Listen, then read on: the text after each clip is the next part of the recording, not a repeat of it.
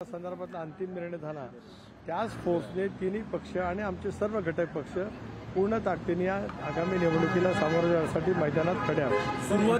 सुरुवातीपासून तुम्ही मागणी करत होता आणि तुमचं असं म्हणणं होतं की किमान 9 जागा मिळाव्यात।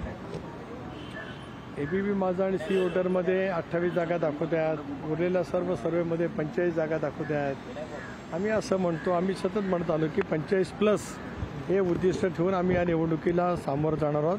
मला विश्वास आहे की आता महाविकास आघाडीचा प्रचाराचा एक टप्पा झाल्यासारखं दिसतं आहे, महायुतीचा आमचा सुरू होणार आहे, पण आम्ही ज्या पद्धतीने सुरू करू त्यावेळेला ते सगळं अतिशय उत्तम पद्धतीने महाराष्ट्रामध्ये चित्र उभं राहिलेलं पाहायला मिळेल। सुरुवातीपासून किमान 9 जागा मिळाव्यात अशी मागणी करत होता, ही तुमची सुरुवातीपासून किमान 9 जागा मिळाव्यात अशी तुमची मागणी होती। तुमच्या मागण्या डिमांड आता फुलफिल होतील असं तुम्हाला वाटतंय का सगळ्या चर्चांना? मी आपल्याला पुन्हा एकदा अतिशय नम्रपणे या ठिकाणी नमूद करतो की जागा वाटप सन्मानपूर्वक होत आहे, चर्चा अतिशय समाधानकारक त्या ठिकाणी होत आहे। त्याच्यामुळे ज्या जागांच्या संदर्भामध्ये राष्ट्रवादी काँग्रेस पक्षाने भूमिका मांडली, शिवसेनेने मांडली, भारतीय जनता पक्षाच्या सुद्धा ज्या जागा त्या ठिकाणी होत्या त्या संदर्भामध्ये अतिशय योग्य पद्धतीने वाटप सुरू आहे। तुम्ही दिल्लीला बैठकीला जाणार आहात का? काही चर्चा आहे की तुम्ही केंद्रीय अपक्ष निवडणूक करणार आहे?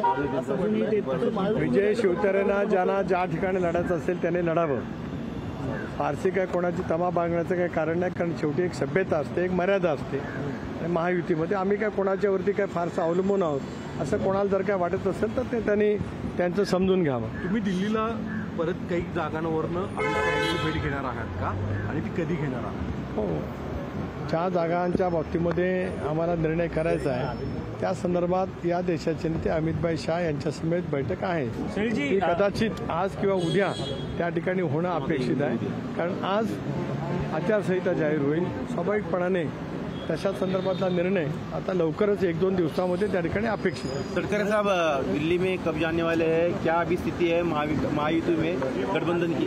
जैसे कि मैंने बताया कि 80% हमारे सीटों का बंटवारे के लिए हमारी चर्चा वहाँ पे हो गई है।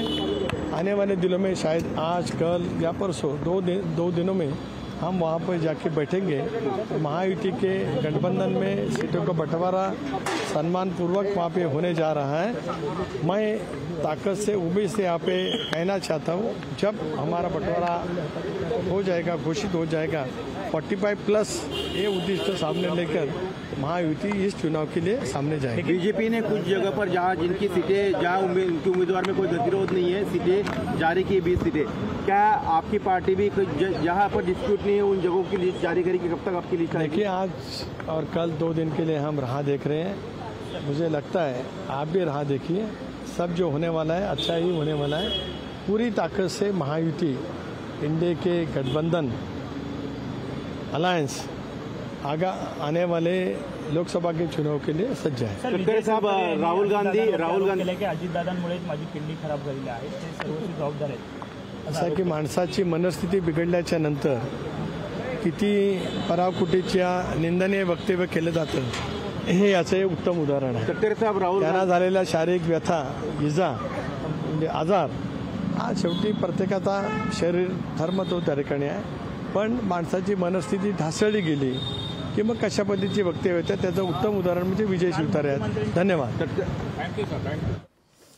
जागा वाटपासंदर्भात समाधानकारक सकारात्मक चर्चा होतीये असं सुनील तटकरे यांनी स्पष्ट केलेलं आहे। इतकंच नाही तर जागा वाटपासंदर्भात आज किंवा उद्या 2 दिवसामध्ये दिल्लीत अमित शहांसोबत चर्चा होईल असं देखील ते म्हणतात। विशेष म्हणजे विजय शिवतारे यांच्या भूमिकेवर देखील तटकरेंनी टीका केलेली आहे। विजय शिवतारेंना जिथनं लढायचंय तिथनं त्यांनी लढावं, फारसं त्यांच्या वक्तव्याला आम्ही किंमत देत नाही, आम्ही तमा बाळगत नाही, आवश्यकता नाही तमा बाळगण्याची, अशा शब्दात तटकरे प्रतिक्रिया देत आहेत।